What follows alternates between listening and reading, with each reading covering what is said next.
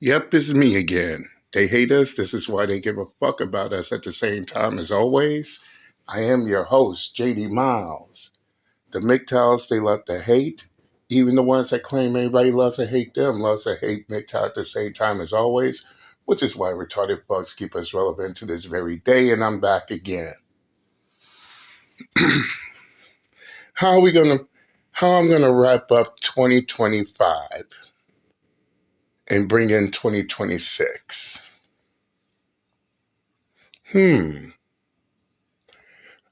Oh, I got the perfect thing I got the perfect video to end the year, in which y'all see the title.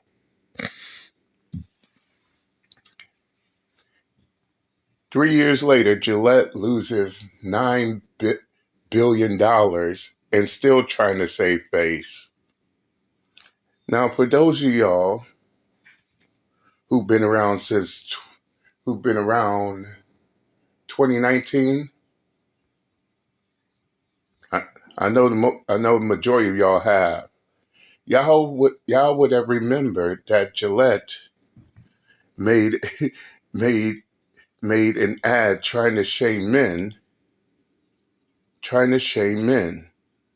and which resulted in this huge backlash, and Gillette loses $9 billion.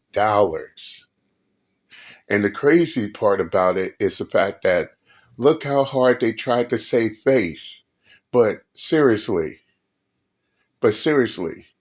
how do one lose $9 billion trying to virtue signaling for a group of people that's not even their main consumer, and still try to save face? If I lose $9 billion right now, I will be losing my goddamn mind. But nevertheless, we gotta get started with this. We ain't got much time left, and I got a New Year's party to get to. But before I begin, shout out to the Poor Man Podcast. I'll leave the link to his full video in the comment section. Go check him out. But enough of me talking. Let's get down to business, shall we?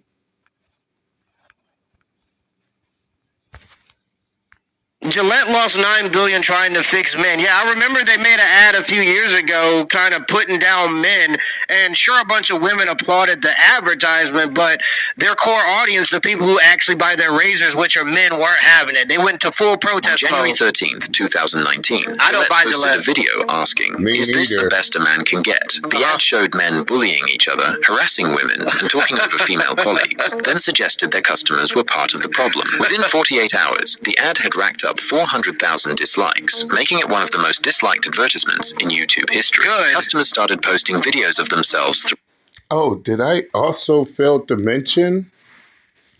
Gillette tried to play this ad during the Super Bowl, and it failed miserably. In fact, Uncle JD was there watching the Super Bowl. I seen all the ads, and and the irony of it all, that Gillette ad never aired. That's just how bad they fucked up on that failed attempt. But let's continue. throwing Gillette razors in the trash. The hashtag boycott Gillette trended worldwide. 6 months later, Procter & Gamble announced an $8 billion write-down on the Gillette brand. The division CEO's response when asked about the backlash, a price worth paying. See, and this is why I think that there's a larger global agenda, man. You could.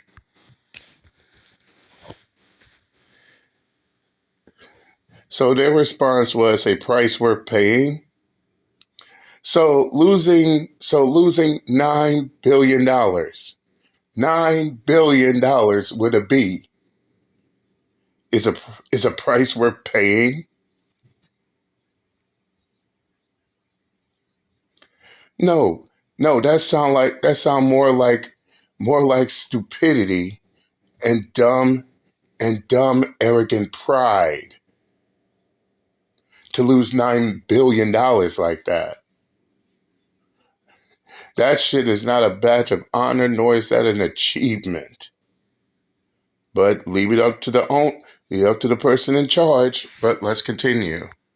Call me tinfoil hat conspiracy guy, but it seems like no matter what, no matter how much money the companies lose from the backlash, no matter how much we say we don't want it in the movies, we don't want this stuff in the schools, we just want to go be able to buy the products without being lectured by soulless companies and corporations. No matter how much we say that, it just seems like there's a larger global agenda that matters more to the companies than even the money that they lose. And I don't know very much that matters more to these soulless companies than money. So I just said, call me tinfoil hat conspiracy guy, but for some reason they just keep pushing this stuff no matter what.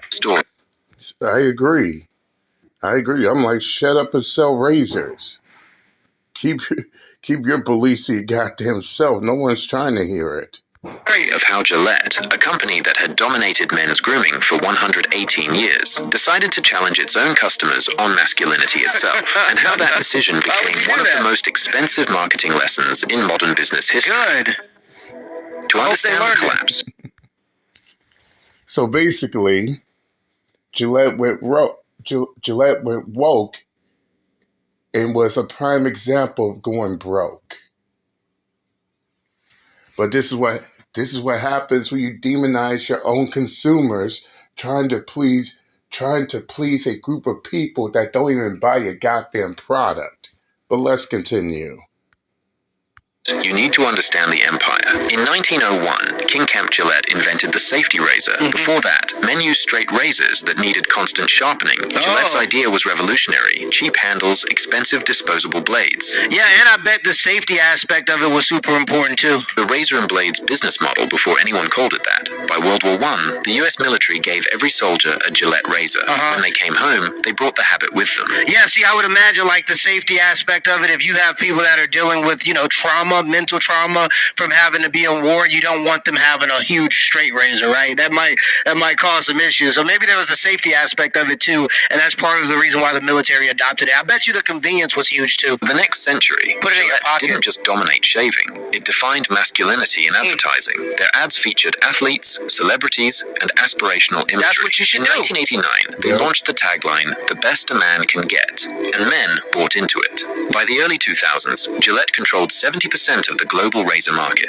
With that kind of dominance, they could price their cartridges 35% higher than the competition. And that's all you get. That's all you get, bro. If you're selling razors, you'll get 70% of the global market. You don't get to destroy your audience or shit on your audience because you want to appeal to a broader audience of bearded ladies? I don't know who you're trying to appeal to by grabbing more than 70% of the global audience or over the global market. But in my opinion, that's all you get. And if your greed drives 70% of a global market that don't even buy their product is who they trying to please. And they wonder why they lost so much money for 3 straight years. But let's continue.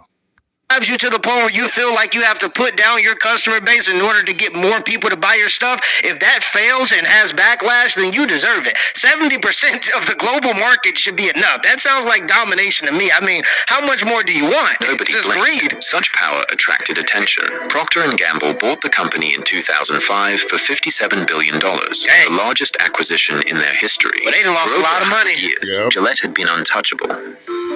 By 2018, Gillette faced a problem advertising couldn't solve. Market share had dropped from 70% to 54%. Revenue in the grooming division had fallen 26% over 3 years. Why is the that? brand that had dominated for over a century was hemorrhaging customers. Part of this was cultural. Beards became fashionable. Men's average shaving frequency dropped from 3.7 to 3.2 Yeah, times but I per think week. for Gillette, a company that spent 100 years growing the trust between their brand and men, I don't think it would have been a hard pivot for them to start getting into beard care. You get what I'm saying? Like, there are plenty of companies like Dove Soap, they sell body wash, and they also have a dish detergent, right? So there are companies that pivot all the time. I don't think it would be a stretch or a reach for Gillette, who's known for their razors, to pivot into beard care if they wanted to just expand their brand. Plenty of brands do that. So I don't understand. You would assume that somebody at this billion-dollar company would have thought of that bright idea, but it doesn't seem like it would have been hard for them to just move into beard oils and stuff like that. You get what I'm saying? Over the decade, it's not a big younger pivot. men grew facial hair, watched Nope, YouTube not at tutorials all. on beard grooming, bought oils and balms Yeah. instead of razors. The US shaving market itself experienced contraction during this period. Manual razor sales fell 5.1% year over year from 2017 to 2018. But the Yep. The beards made it a comeback. I mean, how can I even forget that? bigger threat came from a different direction entirely. In 2011, two guys launched Dollar Shave Club. The following year, they made a YouTube video where the founder said directly to camera, "Our blades are great." Yeah. It went viral within 48 hours. Because he knows that that's what guys like. Guys like edgy stuff. You want to appeal to the younger male audience? Maybe make an edgier ad, right? Show young men that get women and they use Gillette. Like, that's how you appeal to a younger audience of men, if we're just completely being honest. So yeah, that's an edgy ad. I could see how that would attract a younger customer base. 12,000 orders that crashed their website. The pitch was simple. Yeah, Why that's a pay good ad. $25 for cartridges when $3 blades work fine? Subscribe and they'll ship them to your door. No drop. Yeah, and I still get mine from Dollar Shave Club, man. There's some good razors though. I ain't gonna lie. But let's continue.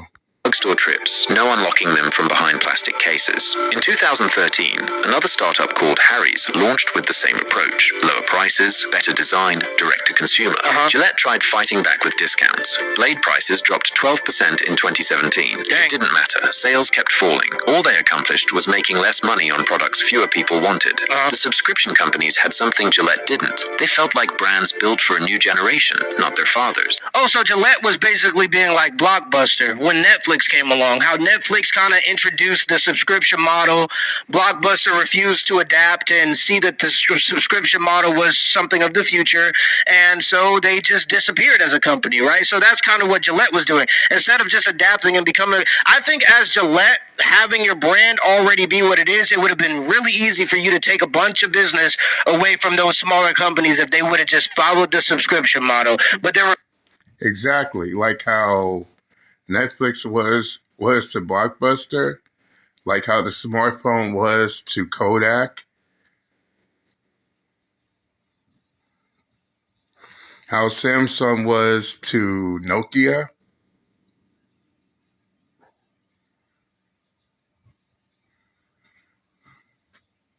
When you don't keep up with the times leave you behind. refusal to adapt. Somebody at Gillette was like, you know what? Our customers are starting to leave for a subscription model. You know what we should do? Make an advertisement that shits on our customer base. How about that? It's just crazy to me that somebody at $1 billion company that's been around for 100 years decided that was a good idea. Like, we're going to spend 100 years developing this brand and trust with men, and we're going to destroy it in a 60-second ad. I mean, how dumb could you possibly be? They should have just... Dumb, more like retarded if you ask me. And what's more, they made that ad at a time where they're already losing customers. I got a great idea. Let's make this offensive, controversial, woke, virtue signaling ad that's going to make us lose even more customers than we already lost. Hey, that is a great idea. Let's continue. Adapt it to the subscription model. Like, tech companies do this all the time. You have Snapchat that invents the story, then Instagram adopts it, then YouTube, then Facebook, then TikTok, and now you can upload a story everywhere, and it kind of just makes Snapchat kind of lose a lot of their customer base. So I don't know why they didn't just go that route. It just doesn't make any sense. Gillette's leadership understood the problem. Gary Coombe, who ran P&G's grooming division, acknowledged the challenge. The company was losing share, awareness, and penetration with younger consumers. Yeah. The solution they chose would test whether a 118-year-old razor company could rebuild relevance by challenging masculinity itself. Why would you do that? In 2018, taking a stand had become a marketing strategy. The examples were everywhere. Nike made Colin Kaepernick, who knelt during the national anthem, the face of their Dream Crazy campaign. Yeah, because I'm sure Nike cares about black people. They just use, like, child labor. and then they want to virtue signal to us that we should do the right thing, right? Because they just so much care about black people. It's not about selling products. It's they care about the people, right? Yeah, we just replaced 10,000 human beings with artificial intelligence, including a father who has a mortgage and now his family's going to have to sell their home because we care about the people. That's why we're here. We genuinely care about the people. Man, they don't care about no goddamn body. The only thing they care about is selling their product. Oh, they will pretend that they care when they don't. But let's continue.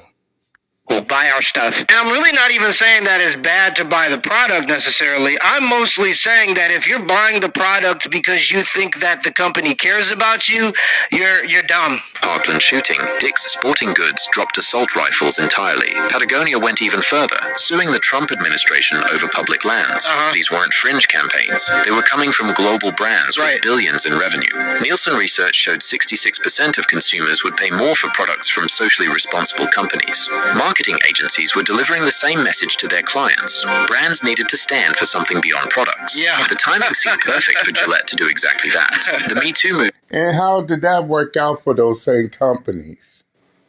Losing millions, and even billions of dollars, trying to preach to people instead of selling their product. That shit went down south of the border. That's what happened. But let's continue. Movement had sparked global conversation. Or you could just sell us the thing. You could just sell us the thing. You could just sell us the thing that we want to buy. You don't have to like give us a lecture on morality. I don't think people want moral lessons from soulless companies, especially now that we know a lot of these CEOs and powerful people are indulging on these special secret islands, right? Like, we don't want moral lessons from soulless companies that are willing to do anything and say anything to make an extra dollar. About Especially those whose only concern is about shut up and give me your money. No, we ain't trying to hear that kind of preaching. Let's continue. Male behavior and masculinity. As a men's brand that had spent decades defining what masculinity looked like in advertising, Gillette was uniquely positioned to weigh in. Leadership saw an opportunity to connect with younger consumers who cared about these issues. So they decided to address toxic masculinity. Grey New York, Gillette's agency, developed You want younger men to get your product? This is what you do. You show a young man with a big old beard looking sad and depressed because he's unkept. He shaves his beard. He goes outside. He gets the promotion. He gets the girl. He drives a fast car. He looks clean cut and he lives a happy life. That's how you appeal to young men. You don't tell them that they're toxic for wanting to do MMA or for trying to hit on women. That's just not that's not how you appeal to young men. That would flip the brand's 30-year tagline. Instead of the best a man can get, the message became the best men can be. To direct it, they hired Kim Gehrig, the Australian. Oh, okay, now it all makes sense. Yeah, but it definitely makes perfect sense. I mean, who doesn't know Kim Gehrig?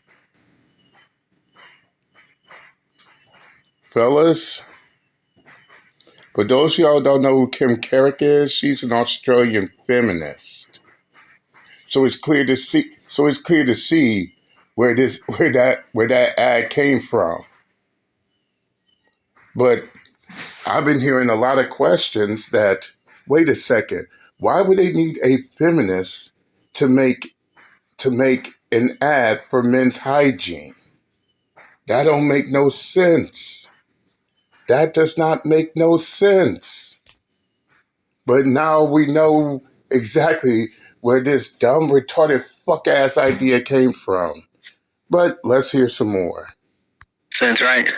Now we got it. It all makes sense now. You got this woman who cares more about virtue signaling and showing her political opinion in the ad than actually selling the razors. So she comes along. Who thought that it would be a good idea to put a woman in charge of a brand that's historically been male?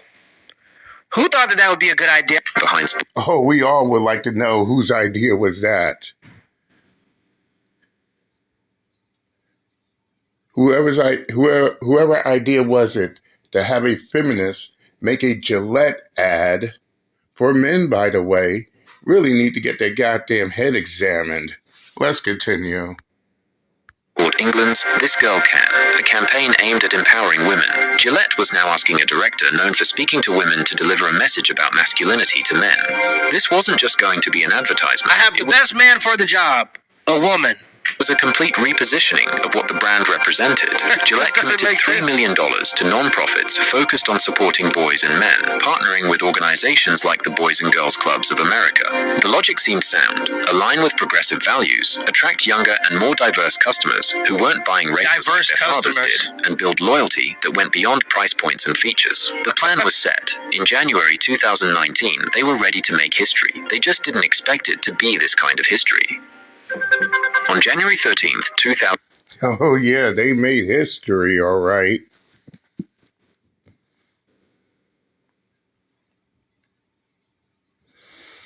You could probably say they made the wrong side of history. But I digress. Let's continue. 2019, This is the best Gillette part. uploaded the film to YouTube. The ad opened with men staring into mirrors as audio of news reports played, references to bullying, the hashtag MeToo movement, and toxic masculinity. Then it showed a series of scenes. Boys fighting while fathers muttered, "Boys will be boys." Men catcalling women on the street. Male executives talking over female colleagues in meetings. Then actor Terry Crews appeared in footage from his congressional testimony. Men need to hold other men accountable. Man, shut your ass up, Terry Crews. Dude, you're taller than me, stronger than me. Shoot, you outdo me in every way. And you let another dude treat you like, I ain't even gonna say it. In other words, you're way stronger than me and you got overpowered. You are a sad case. But let's continue. The ad shifted to positive examples. A father stopping his son from bullying. Imagine Maybelline like doing an ad where there's a woman that's just falsely accusing a man of a sexual charge, or there's a woman that's going to an abortion clinic to get an abortion, and they're like, women need to do better. That's how we're going to appeal to women. Like, in what world did they think that was going to work? It's like they almost knew it wasn't going to work, but they just didn't care, probably because the person that was in charge of it was a woman who did nothing to build this brand and a feminist. So of course, she wants to put her own political beliefs into an ad. And as a result, how much money did Gillette lose again? Okay then, let's continue. she doesn't understand men at all, right? She just has a political agenda, and that's what she cares about the most. A man intervening in street harassment. Young boys learning respect. The film ran 1 minute and 48 seconds, and not a single razor appeared. The YouTube comments section exploded immediately. Users complained about being called rapists and bullies. Others declared they were done with the brand after decades. The problem wasn't the message itself, it was who was delivering it and how. The ad spent most of its runtime showing men behaving badly, bullying, catcalling, dismissing women. Positive examples came only. Yeah, and let's just be honest here. Catcalling is not behaving badly. It's only behaving badly if the woman doesn't find you attractive. It's always seen as flattering when the woman finds you attractive. And I get it. Some guys have to know when to get off the gas pedal, right? If the woman looks uncomfortable or she rejects you, then it's time to lay back. I understand that aspect of it. But just shooting your shot in public is not harassment, bro. It's only harassment when the woman doesn't find you attractive. For many male I mean, if she says no, then it's no. Move along. But in general, come on. viewers, the message felt less like inspiration and more like accusation. You are the problem. And it was coming from a razor company, a brand that had spent decades profiting from aggressive masculine imagery, sponsoring boxing, football, celebrating competition. Now that same brand wanted to lecture its customers about toxic masculinity. Yeah, to critics, it wasn't social responsibility. I mean, straight up, if we want to hear preaching, we go to church. And I'm just being upfront and real, calling a ball and a strike a strike. I'd rather hear the preacher in the church than some stupid commercial. But let's continue. Was hypocrisy. British journalist Piers Morgan, who had over 6 million Twitter followers at the time, posted, "I've used Gillette razors my entire adult life, but this absurd virtue signaling may drive me away to a company less eager to fuel the current pathetic global assault on masculinity." His response became a rallying cry. Okay, Pierce out here being based. Okay, Okay. Pierce. Well, not bad. Not bad. Conservative commentators amplified it.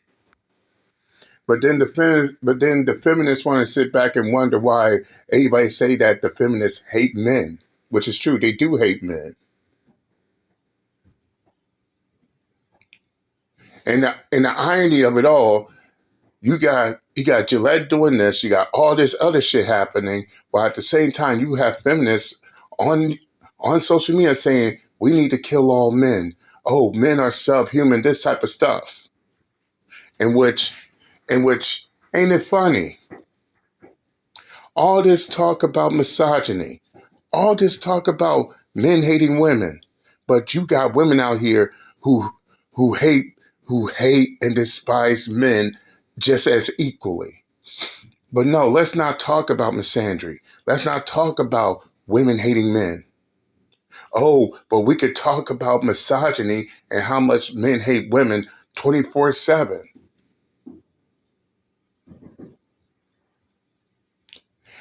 And they think that they're going to silence us? Fuck no. If one side of sexism is a problem, so is the other.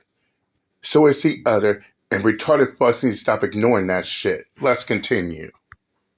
And YouTube channels made response videos that garnered millions of views. Hashtag boycott Gillette trended globally. Customers filmed themselves throwing razors in the trash. Bro. Some videos receiving hundreds of thousands of views. The ad accumulated 400,000 dislikes against 200,000 likes. It became one of the most disliked ads in YouTube history. Not everyone reacted negatively. Bernice King, Martin Luther King Jr.'s daughter, called it pro-humanity. Marketing expert. We don't care what Martin Luther King's daughter has to say about men's hygiene. Let's move along. Praised Gillette for With all due respect, we don't care. She's not Martin for a reason. Now, we care if she got something to say about Martin Luther King's legacy, but as far as her political opinions, you're not Martin, sister. I'm sorry. We don't care about your opinion on this topic. taking a stand. And it's a woman, too, not even a man. So it's like... were angry, and those voices belonged to people who'd been buying Gillette products for decades. The backlash was so severe that Gillette eventually disabled YouTube comments entirely, and later quietly removed the video from their channel. They tapping. Oh, winner by submission. The question everyone was asking, would the outrage actually hurt sales, or was this just internet noise? Over the next 6 months, the answer became clear. P&G's earnings reports revealed the damage. Grooming segment net sales fell from $6.5 billion in fiscal 2018 to $6.2 billion in fiscal 2019, a decline of $352 million in a single year. And the market share numbers backed it up. According to P&G's own annual reports, Gillette's global blades and razors share dropped from nearly 65% to just over 60%, continuing a troubling pattern of decline. Where did those customers go? The competitors who'd been chipping away at Gillette's dominance suddenly found themselves with an influx of new customers. Dollar Shave Club and Harry's gained market share. Even Schick, a traditional rival that had struggled for years, saw customers switching. 6 months after the ad launched, P&G held its quarterly earnings call. CFO John Moeller announced an $8 billion write-down on the Gillette brand. I mean, those companies don't even need a marketing department if Gillette keeps up with this. I mean, they're doing the best marketing for those other companies they could possibly do. They did a great job for those other companies. The charge created a net loss. And what did they expect would happen? This is what happens when you demonize your main consumer. This is what happens. This is what happens when you try to lecture, demonize your main consumers of your product.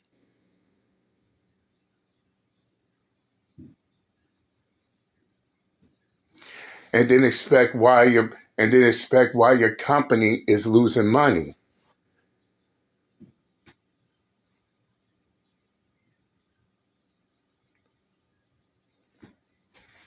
I mean, at this point, Gillette should just stick to selling razors more than trying to be political. And I'm just being honest on this matter. But let's continue. Loss of over $5 billion for the quarter. Mueller attributed the write-down to currency fluctuations and structural changes. Fewer men shaving, increased competition, changing consumer habits. The ad wasn't mentioned in the official statement, but the timing was impossible to ignore. Yeah. Well, let's add it. a misandrous man-hating ad. You're welcome. 6 months after the most controversial campaign in company history, Gillette had just lost $8 billion in brand value. Everyone wanted to know the same thing. Would leadership admit the campaign was a mistake, or would they defend it? August 2019, Marketing Week published an interview with Gary Coombe. The interviewer asked directly about the backlash and the $8 billion write-down. Yeah, asked directly. Retreat. He called the losses a price worth paying. His reasoning: for the majority of people to fall more deeply in love with today's brands, you have to risk upsetting a small minority. Okay. And that's what we've done. Yeah, I hope it was worth A small minority?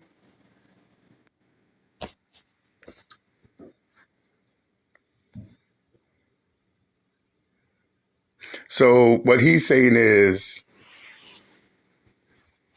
the vast majority of consumers are not men, even though the vast majority of the consumers are men, way more men than women. And he's trying to play it down.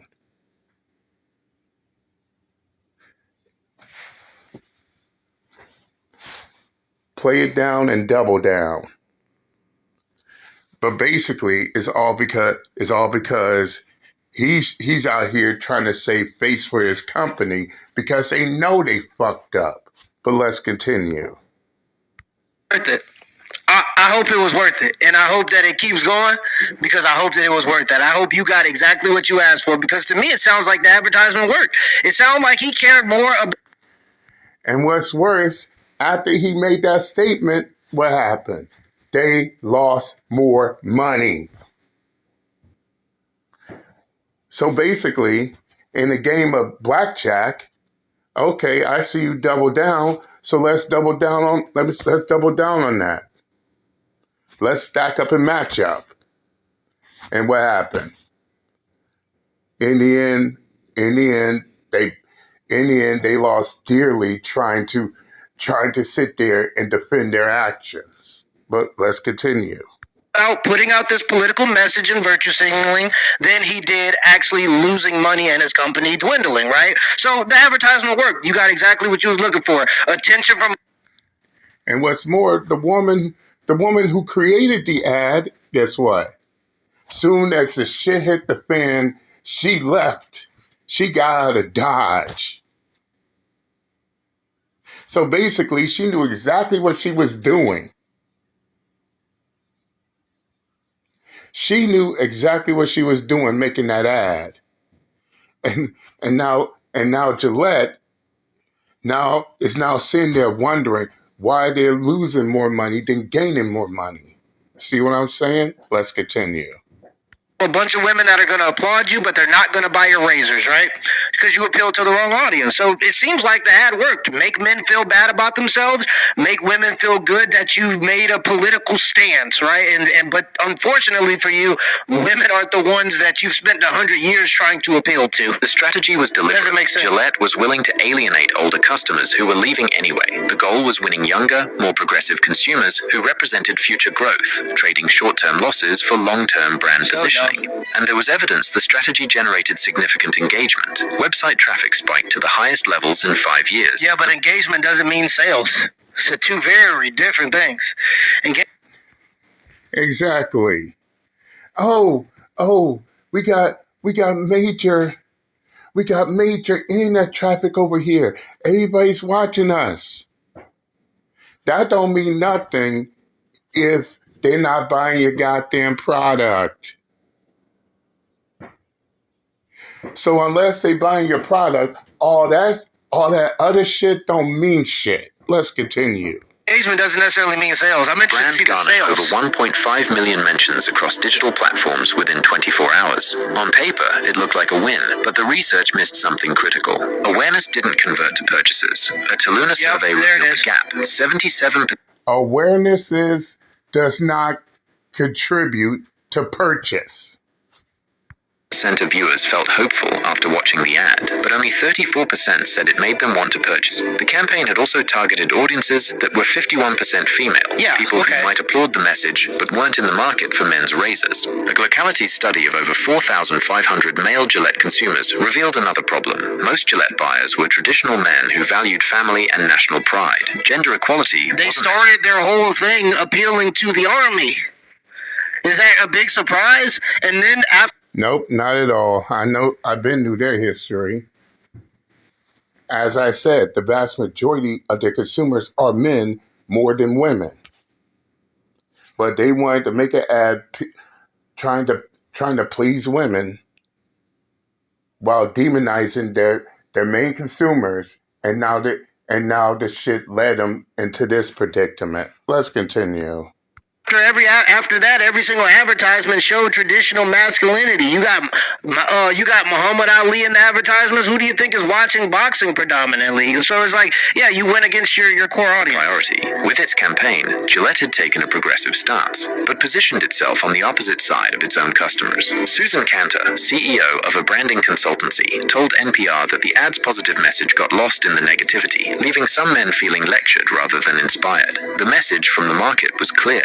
By August 2019, Gillette quietly shifted direction. The company announced it was shifting the spotlight from social issues to local heroes, like firefighters and personal trainers. Too late, buddy. The experiment was over.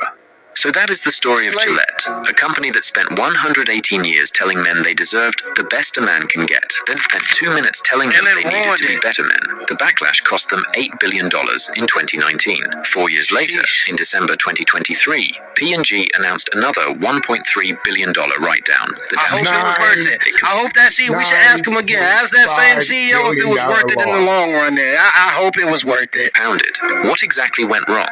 It came down to 3 mistakes. First, Gillette targeted the wrong audience. The campaign reached people who would praise it, not people who would purchase. Second, they confused product relevance with cultural relevance. Nike succeeded with Kaepernick because sneakers are public, visible, worn as statements. Razors are private, utilitarian, used in bathrooms where no one's watching. Some products carry cultural meaning, others just solve problems. Third, they told existing customers they were the problem. The ad spent most of its runtime showing men behaving badly, then asked those same men to buy razors. Gary Coombe called the backlash a price worth paying. 6 years and $9.3 billion later, Gillette is still paying it. Maybe that's the real lesson. You can lecture your customers.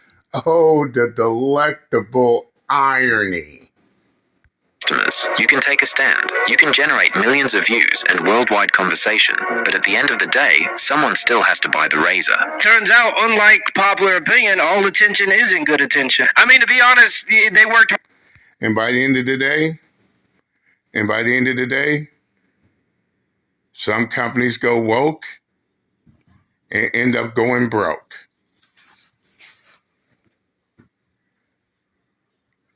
Wow. I mean, 4 years later, after they made that god-awful train wreck of a failed Super Bowl ad, they're still losing money 4 years later.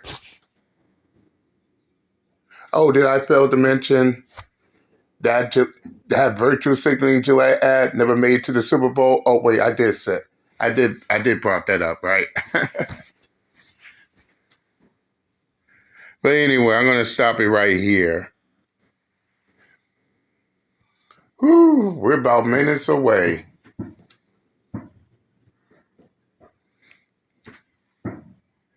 Well, anyway, decided to make this last video of 2025.